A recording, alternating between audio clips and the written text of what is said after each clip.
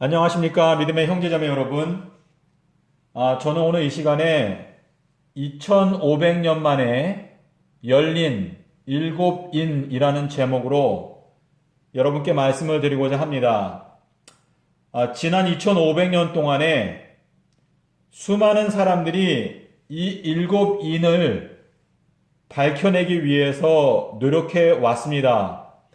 하지만 다니엘서가 기록된 이래 지난 2500년 동안 이 다니엘서는 임봉되어져 있었습니다. 그런데 이제 저희가 정말 마지막 끝에 가까이 왔기 때문에 하나님께서 이 일곱인의 비밀을 저희들에게 알려주실 때가 되었습니다. 많은 사람들이 이 일곱인에 대해서 유튜브 영상에 수많은 사람들이 이 일곱인에 대해서 강의를 해 놓았습니다. 하지만 그 모든 강의들은 계시록에 나와 있는 이 일곱 인봉을 떼실 때에 이 세상에 일어나는 여러 가지 재앙들에 대해서 설명을 하는 것입니다. 하지만 이 일곱인으로 인봉되어져 있는 그 책의 내용을 깨닫는 것이 일곱인의 핵심이고 가장 중요한 것입니다. 이 일곱인으로 인봉되어져 있는 책은 바로 다니엘서입니다. 다니엘서.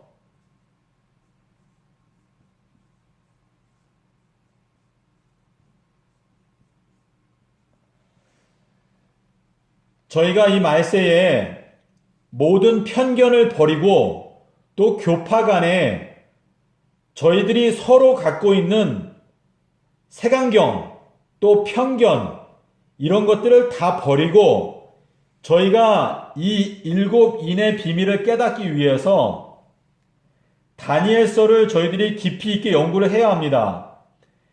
2500년 동안 이 다니엘서가 인봉되어져 있었기 때문에 이 세상에서 이 다니엘서의 일곱인을 올바르게 설명하고 또 이 해석을 말할 수 있는 사람이 여러분께서 한번 찾아보십시오. 이 일곱인을 올바르게 설명하는 사람이 이 세상에 있는지 찾아보시기를 바랍니다. 저희가 이 말세에 하나님께 자비를 간구하는 가운데 다니엘서 안에 있는 이 일곱인을 연구하고 깨닫기 위해서 노력을 해야 합니다. 제가 이제 지난 6년 동안에 이 일곱인을 제가 깨닫고 이 내용을 이 세상에 있는 참된 그리스도인들에게 이 내용을 설명하고 전하기 위해서 노력해 왔습니다. 여러분께서 저의 설명을 들으시고 그리고 하나님께 기도하시는 가운데 판단을 해보시기를 바랍니다.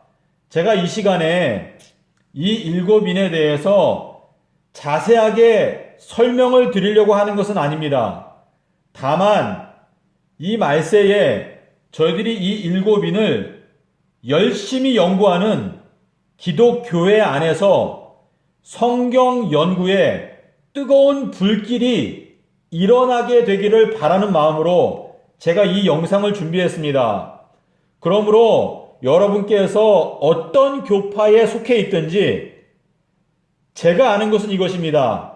여러분의 교파에 속해 있는 어떤 지도자들 중에서 이 일곱인의 비밀을 배우신 적이 있으십니까? 제가 생각할 때 여러분께서 이 내용을 모르시다고 생각이 되시면 이 내용을 연구하시기를 바랍니다. 이 내용을 연구해서 깨닫게 되면 그 속에서 놀라운 축복들을 여러분께서 발견하실 수 있습니다. 그러므로 여러분께서 어떤 교파에 속해 있고 어떤 내용으로 이 다니엘서나 계시록을 지금까지 배워 오셨든지 그런 것 상관없이 일단 마음이 초심으로 돌아가서 내가 지금 믿고 있는 것이 과연 하나님의 뜻과 맞는가 다시 생각해 보시면서 제가 여러분께 드리는 이 일곱 인봉을 연구해 보십시오. 하나님께서는 반드시 여러분에게 도움을 주실 수 있을 것입니다. 자, 그러면은 제가 이 일곱 인이 다니엘서 안에 어디에 들어있는지를 설명을 드리겠습니다. 이 다니엘서 안에는 임봉하라, 임봉하라, 이 임봉하라라고 하는 단어가 정확하게 7번이 나옵니다. 그래서 요 7번 임봉하라라고 하신 요 말씀을 제가 다니엘서에서 찾았기 때문에 그 내용을 여러분께 간략하게 설명을 드리겠습니다. 자, 그러면 첫 번째 임봉은 다니엘서 8장 26절에 나오는데요. 히브리어 원어에 보면 하존을 임봉하라고 했습니다. 하존. 이 발음이 좀 어려운데요. 하존이라고 읽기도 하고 또 카존이라고도 읽습니다. 그런데 요 하존이라고 하는 것이 도대체 무엇인가? 요것이 어떠한 특성을 갖고 있는가를 알기 원하면 요 다니엘서 8장 17절과 19절을 여러분께서 보시면은요, 요 내용은 계시록 15장 1절과 짝이 되는 내용입니다. 요 내용이 짝입니다. 짝. 여기 8장 17절 19절에 보시면은요, 요 하존이라고 하는 것은 마지막 때 진노하심이 맞춰지게 되는 것. 하나님의 진노가 맞춰지는 때, 마치는 때, 여기 요 두 구절을 읽으시면은요, 하존이라고 하는 것은 하나님의 진노가 맞춰지는 때에 관한 것이다 라고 설명이 되어 있습니다. 그런데 요 계시록 15장에 보시면은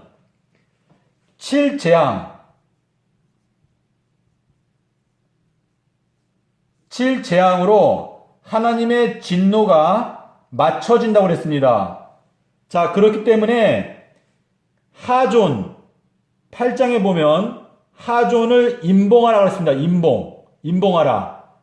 그런데 이 하존은 하나님의 진노가 맞춰지는 때에 관한 예언이라고 말했습니다. 그렇기 때문에 이 하존은 7재앙까지 연결되어 있는 예언인데 이 하존이라고 하는 것을 임봉하라라고 말했습니다. 그런데 저희가 지금 말세 마지막 끝에 왔기 때문에 이 하존이 이제 열리고 있습니다. 자, 그래서 이 다니엘서 8장을 여러분께서 깨닫게 되시면은요, 8장에는 2300 주야의 예언이 나옵니다. 2300 조석이라고 하죠. 조석. 저녁과 아침.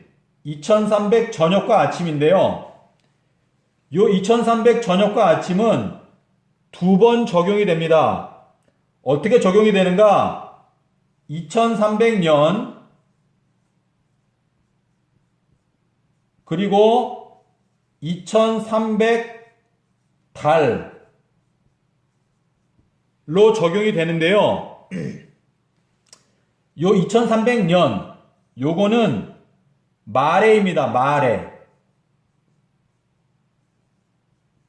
히브리어로 마레인데 요 마레라고 하는 것도 제가 여기 말한 대로 요건 이상입니다. 이상. 여기에 하존 요것도 역시 이상입니다. 이상인데요. 요 마레라고 하는 것은 8장 16절에서 예수님께서 가브리엘에게 명령하시기를 가브리엘아 너는 이 마레를 다니엘에게 깨닫게 해 주어라 라고 명령을 하십니다. 그래서 가브리엘이 이 마레를 다니엘에게 깨닫게 해 주는 그 과정이 8장 그리고 9장 23절 그리고 10장 1절에 가서 다니엘이 이 마레를 깨닫습니다. 그래서 이 마레라고 하는 이 단어는 8장에도 나오고 9장에도 나오고 10장에도 나옵니다. 그런데 8장과 9장과 10장은 이 사이에 몇 년씩 간격이 있습니다. 그래서 8장의 이상을 받고 몇 년 뒤에 또 9장 그리고 몇 년 뒤에 10장에 가서 이 다니엘이 마레를 깨닫는데요. 이 마레는 2300년에 관한 것입니다. 그래서 다니엘이 깨달은 것은 여기 10장 1절에 가면 내가 마레를 깨달았는데 그것은 아주 큰 전쟁에 관한 것이다 라고 말했습니다. 그래서 다니엘이 2300년을 깨달았는데요. 여기 8장에 보면 하존을 임봉하라 그랬습니다. 임봉하라. 그런데 이 하존은 진노하시는 것이 맞춰지게 되는 때, 다시 말해서 7재앙이 내려지는 때까지 연결되어 있는 이상인데 이 이상은 마지막 끝에 부분까지 임봉하라 그랬습니다. 그런데 지금 마지막 때가 왔기 때문에 이 임봉이 떼어지고 있습니다. 떼어지는데 그것이 뭐냐면 2300달입니다. 그래서 이 2300달이라고 하는 걸 깨닫게 되면 7재앙이 2030년이 될 때 그때 즈음에 7재앙이 내리게 된다는 것을 알 수 있습니다. 자, 그런데 여기 진노가 맞춰지는 때라고 그랬는데요. 여기에 똑같이 또 나오는 단어가 뭐냐면 정한 때. 이 정한 때는 우리가 모에드라고 그러죠. 모에드. 이 정한 때 모에드는 하박국 2장 3절에 나오는 말씀인데요. 이 정한 때 모에드는 재림하시는 그 날짜를 말합니다. 그래서 이 하존이라고 하는 것은 정한 때 마지막 끝에 가는 것인데 하나님의 진노가 맞춰지는 때에 관한 예언이다. 그래서 이 하존은 임봉해 두어라 라고 말했습니다. 그래서 요 첫 번째 임봉이 굉장히 중요한데요. 여기에서 요 하존이라고 하는 요것은 하나님의 진노하심이 맞춰지게 되는 7재앙이 일어나는 7재앙이 내리는 2030년 요때까지 연결되어져 있다는 것을 말하고 있는 것입니다. 자, 그러면 제가 여기에 대해서 자세하게 설명을 하려면 시간이 오래 걸리고 또 여러분께서 제가 이렇게 설명해서 여러분 중에서 이해하시는 분이 많지 않을 것입니다. 그래서 요 내용을 여러분께서 나중에 제가 기회가 될 때 더 자세하게 설명을 드리기로 하고요. 두 번째 임봉으로 넘어가겠습니다.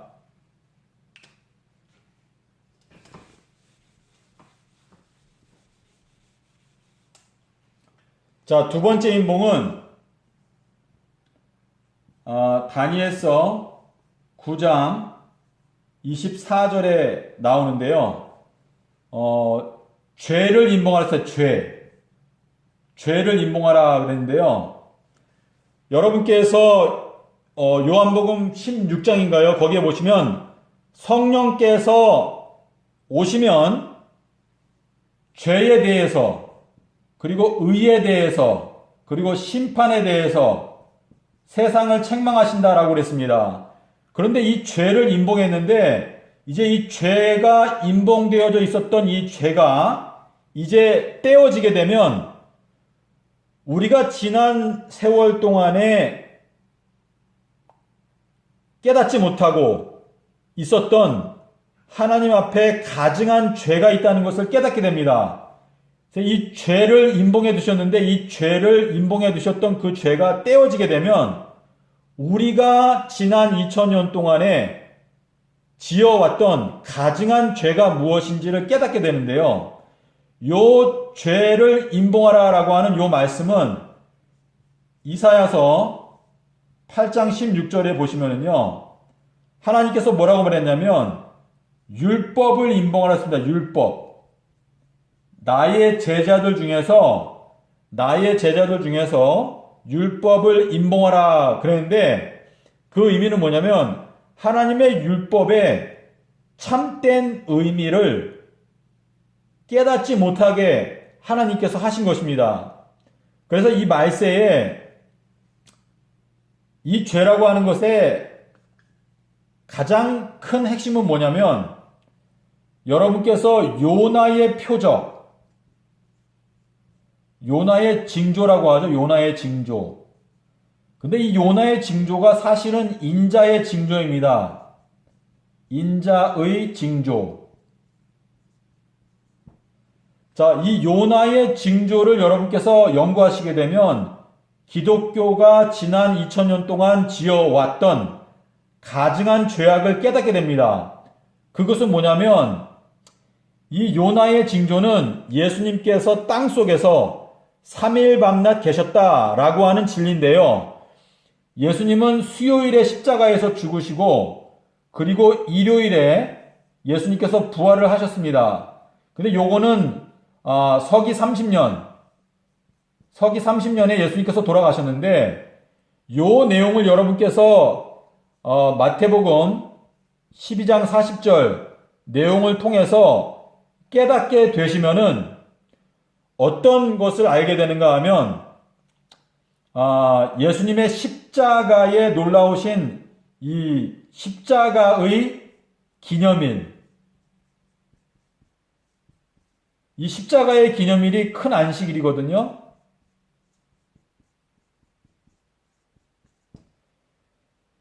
이 큰 안식일이 이게 큰 계명입니다. 큰 계명. 그리고 요것이 새 언약의 표입니다.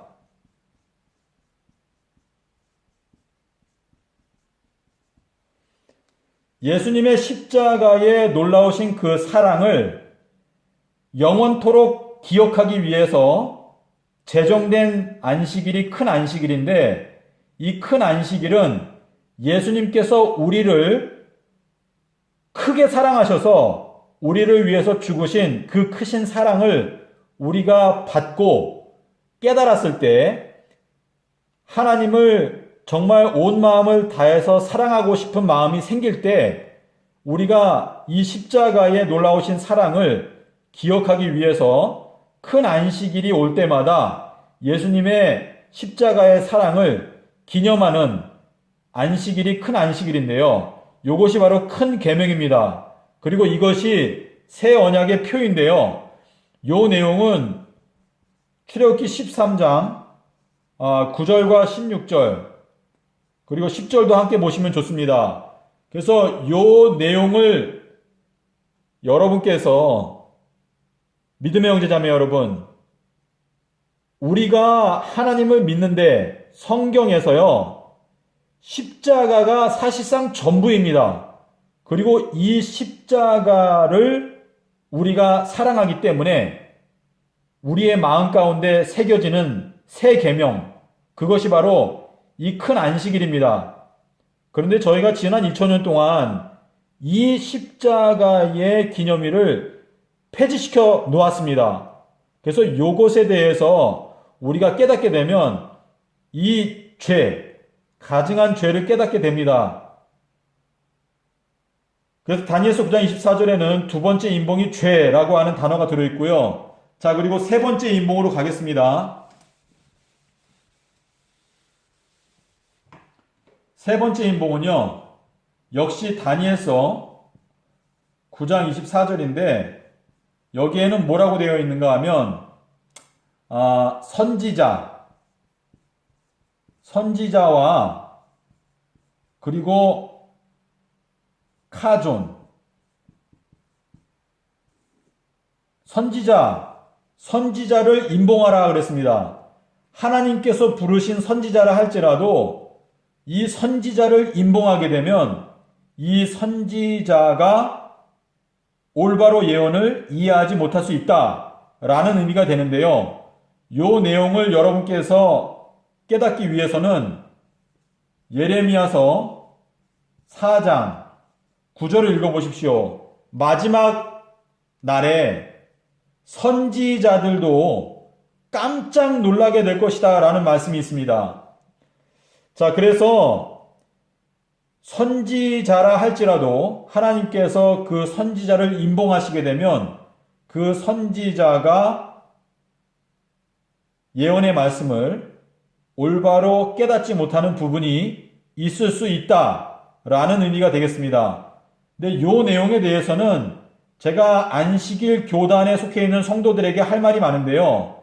안식일 교단 사람들은 이 엘렌 G 화인 여사, 이 화인 여사를 선지자로 믿고 있는데 여러분께서 다니엘서 9장에서 선지자를 임봉하라 라고 하는 요 말씀의 의미를 깨닫게 되면 화인 여사의 글 속에 오류가 있습니다. 오류. 요 오류가 있다는 것을 솔직하게 인정하고 하나님께서 선지자를 임봉하시게 되면 선지자라 할지라도 예언을 똑바로 해석하지 못하도록 실수가 생길 수 있다는 것을 요 다니엘서 9장 24절이 말하고 있습니다. 그리고 이게 카조는요, 요거는 아까 8장에서 말씀드린 대로 이상인데요. 여기 다니엘서 9장은 71회의 예언입니다. 71회. 요 71회 예언은 두 단계로 성취가 됩니다. 한 단계는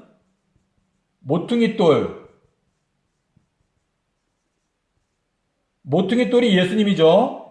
그래서 예수님께서 십자가에서 죽으시는 사건을 중심으로 해서 70일의 예언이 한 번 성취가 되었습니다.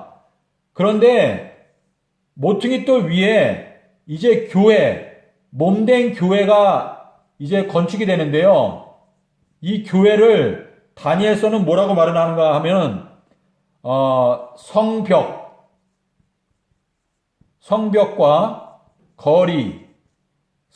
거리가 건축된다고 그랬습니다. 근데 이 내용은 다니엘서 9장 25절에 나오는데요. 이 70일의 예언은 십자가 사건을 중심으로 한 번 성취가 되고, 그리고 이제 하나님의 교회가 성벽과 거리가 건축되게 되는 마지막 재림 직전에 요 70일의 예언이 또 성취가 됩니다. 그런데 요것을 이제 카존을 임봉하라 그랬습니다. 근데 요 카존을 깨닫게 되면 요 교회 성벽과 거리가 건축되게 되는 요 사건을 위해서 69 윤년이 지나간다는 걸 알게 되는데요. 요 69 윤년이 맞춰지는 마지막 끝이 바로 2030년입니다. 자, 근데 여기에 대한 내용은 제가 여러분께 도표를 보여드리면서 설명을 해야지만 여러분께서 확실하게 믿으실 수 있거든요. 그래서 그 내용은 다음에 기회가 있을 때 설명을 드리고요. 자, 네 번째 인으로 가겠습니다.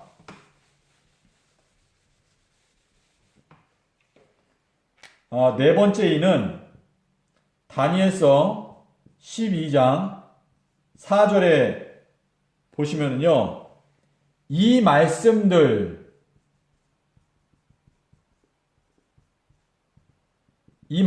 나오는데요. 이 말씀들은 다니엘서 10장과 11장입니다. 10장과 11장을 임봉하라 라고 그랬습니다. 그리고 다섯 번째는 다니엘서 12장 1절과 4절. 여기에 그 근데 그 책은요, 요 1절을 보시면 생명책을 말합니다. 생명책. 네, 그래서 생명책을 임봉하라 그랬는데 마지막 때가 되면 이 생명책을 임봉하신 이 생명책을 임봉을 떼게 되면 하나님의 자녀들은 계시록에 가면 이런 말씀이 있죠. 흰 돌을 줄 터인데 그 흰 돌을 받는 자밖에는 그 돌에 적혀져 있는 이름을 알 사람이 없다라고 말했는데 하나님께서 그분의 선택된 자녀들을 위로하시기 위해서 그 자녀들에게 임봉되어져 있던 생명책의 내용을 알려주신다라는 내용으로 저는 이해하고 있습니다. 자, 그리고 다니엘서 6번째 임봉을 보겠습니다. 다니엘서 12장 7절, 9절 여기에 보시면은 한때, 두때, 반때가 나오는데요. 이 한때, 두때, 반때 이것을 임봉하라고 그랬습니다. 그런데 우리가 아는 대로 이 한때, 두때, 반때는 다니엘서 7장 25절에도 나옵니다. 그런데 다니엘서 7장에 있는 내용은 하나님께서 임봉하라 라는 말씀을 하시지 않았습니다. 하지만 12장에 있는 내용은 하나님께서 임봉하라 라고 말씀하셨거든요. 그렇기 때문에 요거는 임봉이 안 된 내용이고 요거는 임봉이 된 내용입니다. 그러므로 이 둘은 서로 같지 않다는 것을 저희가 염두에 두고 요 내용을 연구하다 보면 요 둘 사이에 차이점이 무엇인지 정확하게 알 수가 있습니다. 자, 그리고 7번째 임봉은요. 다니엘서 12장 11절 12절에 여기 1290일이 나오고 그리고 1335일이 나오는데요. 요것이 이제 마지막 임봉입니다. 자, 믿음의 형제자매 여러분, 제가 지금 설명드린 요 7가지 임봉들을 여러분께서 연구하고 깨닫게 되시면은요. 이제 앞으로 재림전 7년 동안에 일어나게 되는 여러 가지 사건들을 여러분께서 구체적으로 깨달을 수 있게 됩니다.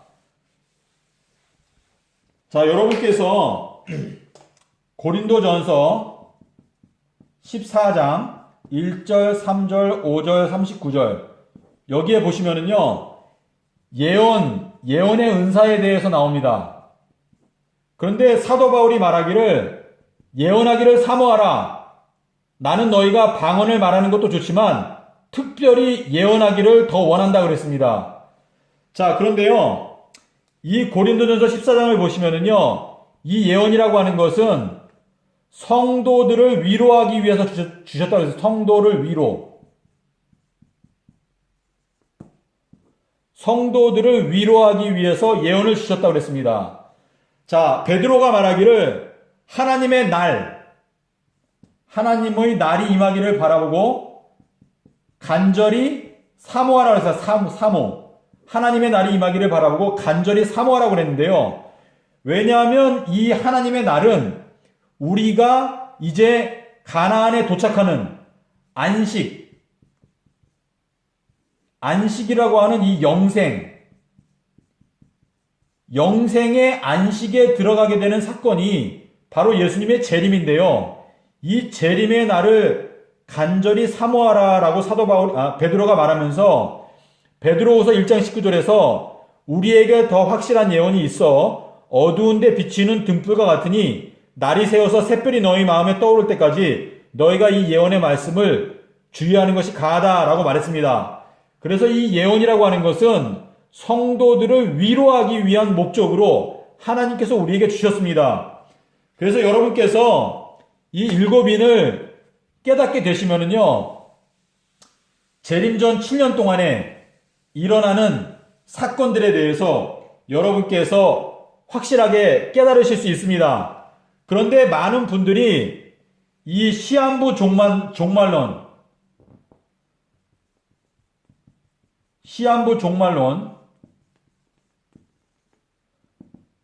여기에 대해서 거부감을 갖고 있습니다.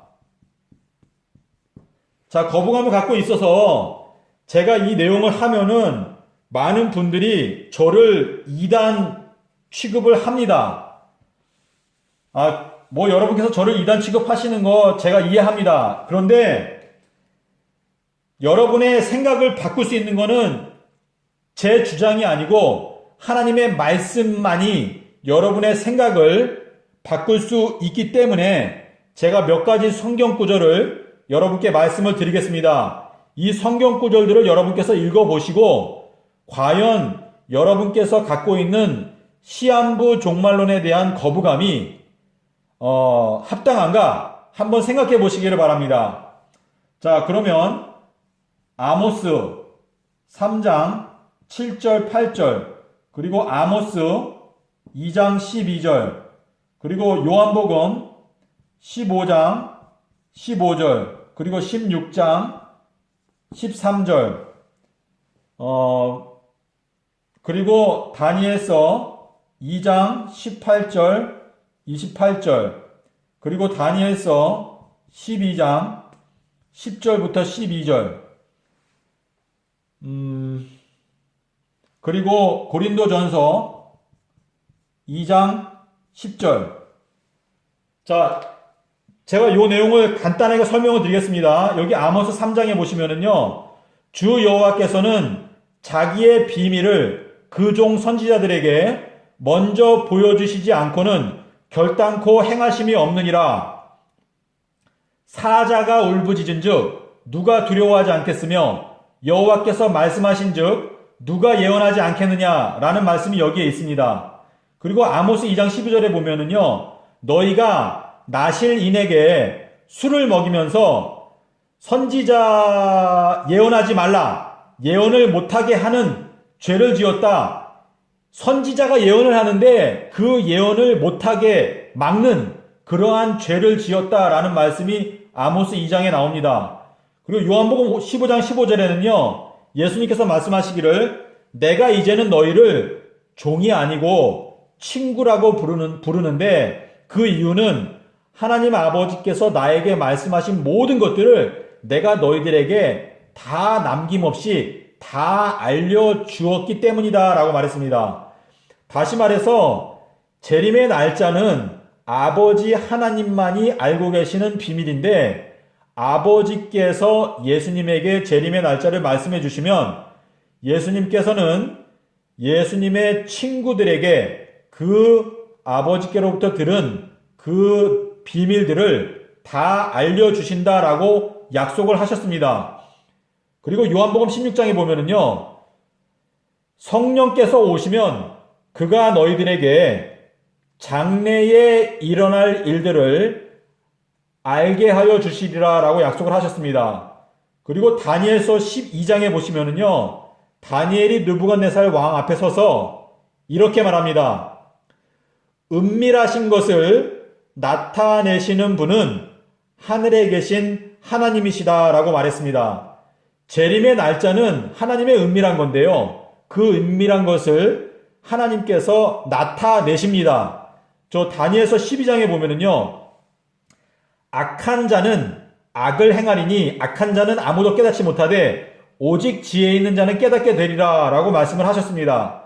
그래서 이 말씀을 여러분께서 읽어보시면은요, 예언의 말씀을 깨닫는 것이 바로 지혜로운 사람이 깨닫게 된다라는 것을 아실 수 있습니다. 그리고 고린도전서 2장에 보면은요, 성령께서는 하나님 아버지의 가장 깊은 것도 다 통달하신다 그랬습니다. 그래서 성령이 우리에게 오시면 예수님께서 하신 말씀들을 우리가 깨달을 수 있게 도와주신다라고 말씀을 하시는 것입니다. 자, 그러면은요, 재림 전 7년 동안에 일어나게 되는 사건들을 제가 간단하게 설명을 드리겠습니다. 자, 첫 번째는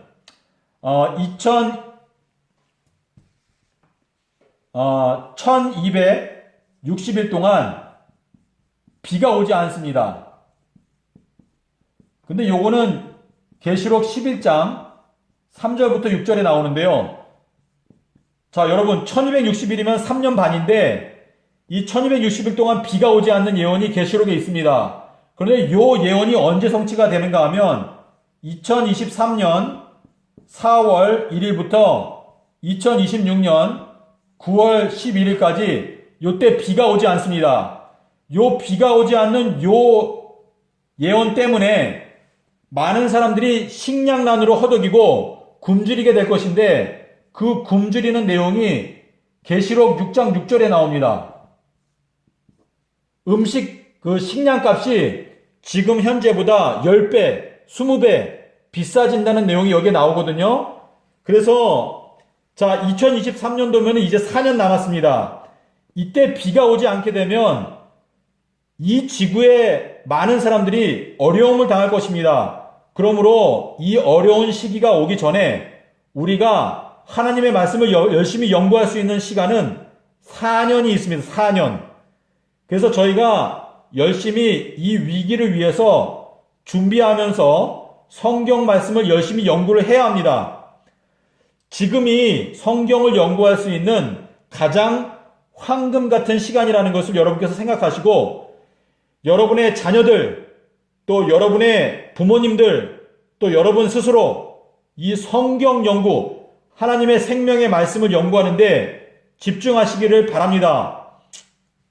이 비가 오지 않는 기간 동안에 이 세상에 있는 수많은 종파에 속해 있는 사람들이 참된 하나님이 바로 성경에 나타나 있는 창조주라는 것을 깨닫게 됩니다. 그러므로 이때에 복음이 온 세상에 하나님의 능력을 통해서 참된 하나님이 누구인지 나타나거든요. 그래서 이때 우리 기독교인들이 예수 그리스도를 전파할 수 있는 가장 절호의 기회입니다. 그러므로 이때를 위해서 여러분께서 지금 성경을 열심히 연구해야 진리를 깨닫고 다른 사람에게 나누어 줄 수 있는 생명의 양식을 여러분께서 비축해 놓을 수 있게 될 것입니다. 자, 두 번째는요,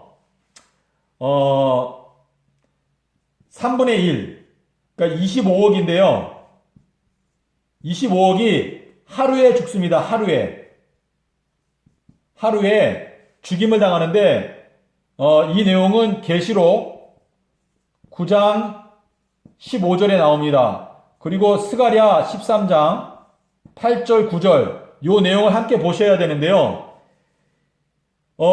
이 지구 인구의 3분의 1이 하루에 죽임을 당하는데, 요게 언제인가 하면 2026년 9월 21일 이 하루에 25억이 하나님께서 갑자기 죽이십니다. 그런데 이 25억은요, 거짓 기독교인들이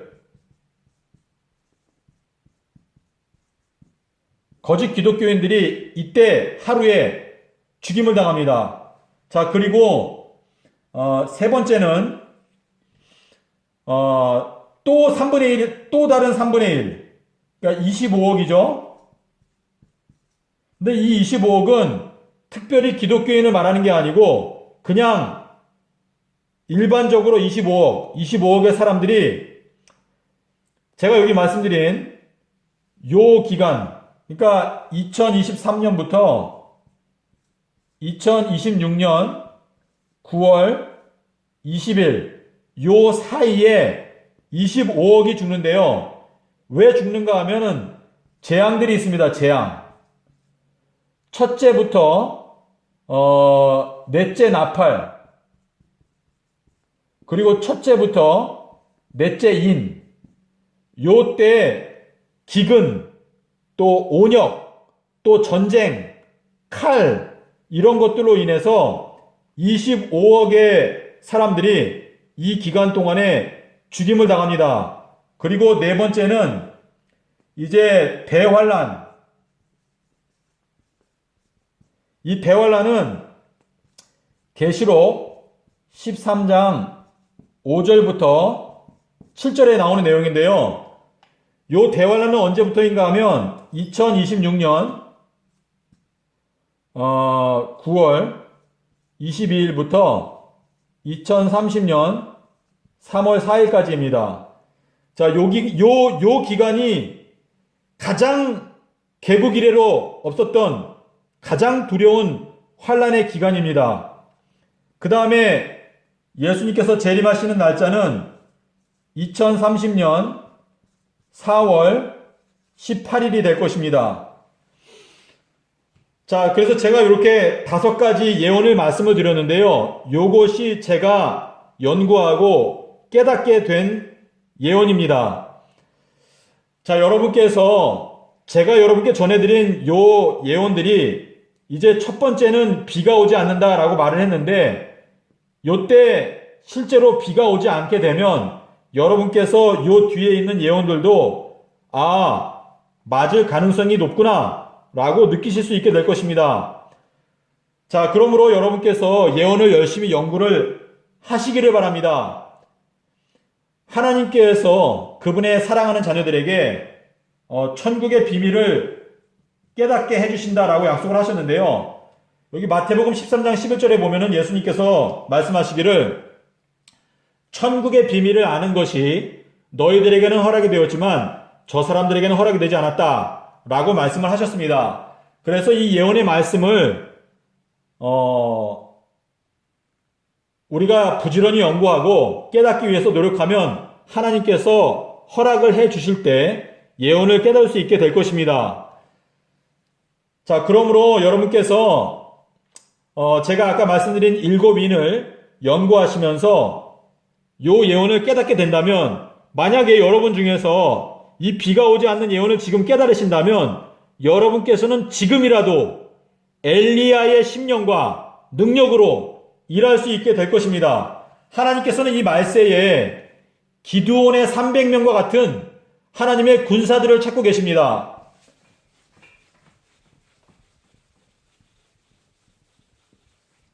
자, 믿음의 형제자매 여러분, 이 1260일 동안 비가 오지 않는다 이 예언을 깨닫게 되면 여러분께서 엘리야의 심령으로 지금이라도 일할 수 있게 될 것입니다. 자, 그런데 이 1260일 동안에 하나님께서 두 선지자를 선택하십니다. 예. 자, 그래서 여러분, 저는 한국 사람으로서 제가 하나님께서 결정하실 일이지만 제가 마음 가운데 소망하기로는 한국에 있는 기독교인 중에서 많은 사람들이 이 예언의 말씀을 깨닫고 다가오는 위기를 위해서 많은 한국 사람들이 잘 준비될 뿐만 아니라 이 세상에 흩어져 있는 수많은 사람들에게 이 한국 기독교가 마지막 진리의 횃불을 높이 드는 그러한 한국 기독교가 되기를 마음 가운데 소망하고 있습니다. 부디 여러분의 마음 가운데 모든 편견을 버리고 다니엘서 안에 있는 이 7인을 연구하심으로 하나님께서 원래 우리에게 깨닫게 해주기를 원하셨던 하나님의 진정한 이 예언의 의미를 깨닫게 되므로 정말 이 세상에서 빛의 역할을 감당하는 여러분과 저가 되었으면 좋겠습니다. 여러분의 앞길에 하나님께서 크신 은총으로 깨달음을 주시기를 간절히 기원드립니다. 감사합니다.